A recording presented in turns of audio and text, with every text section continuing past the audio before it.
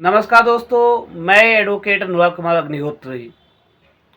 आम आदमी पार्टी की राज्यसभा के 7 सांसद राघव चड्ढा, क्रिकेटर हरभजन सिंह, स्वाति माली सहित 7 सांसदों ने बीजेपी ज्वाइन कर ली है और यह कहते हुए कि वह मर्जर कर रहे हैं।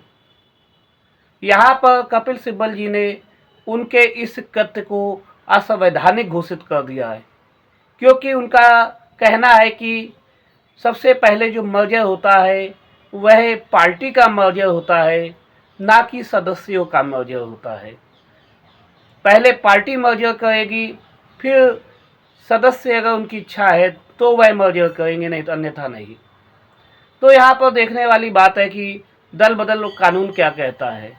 यदि आम आदमी पार्टी के सांसदों को ध्यान में रखते हुए दल बदल कानून की समीक्षा की जाए तो 1985 में आए हुए इस कानून में 10वीं अनुसूची में जोड़ा गया था। इसमें यह कहा गया है कि यदि कोई भी सदस्य किसी पार्टी में जो जिसमें वह जीत के आया है उसे छोड़कर किसी अन्य पार्टी में चला जाता है, सदस्यता ग्रहण कर लेता है, तो उसकी सदस्यता चली जाएगी।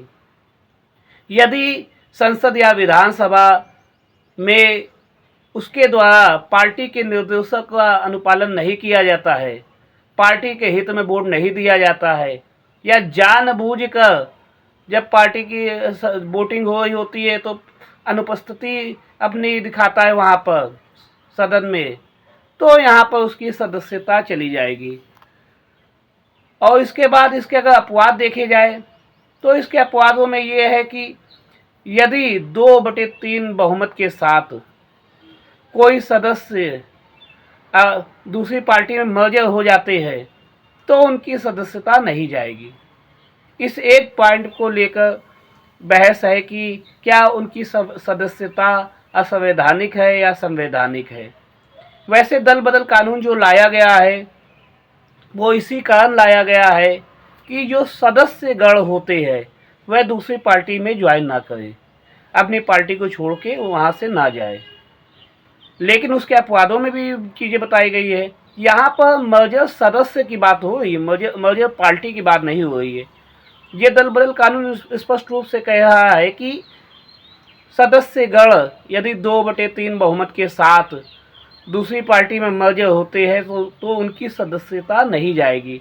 यहाँ पर अगर ये कहा गया होता पार्टी अगर 2/3 बहुमत के साथ दूसरी पार्टी में मर्जर होती तो उनके सदस्यों की सदस्यता नहीं जाती, तो यहाँ पर समझ में आता। और वैसे भी जो दल बदल कानून का नाम ही है कि एक दल से दूसरे दल में चला जाना, क्योंकि दल बदल का मतलब देख लिया आप, इसके नाम से ही स्पष्ट हुआ है।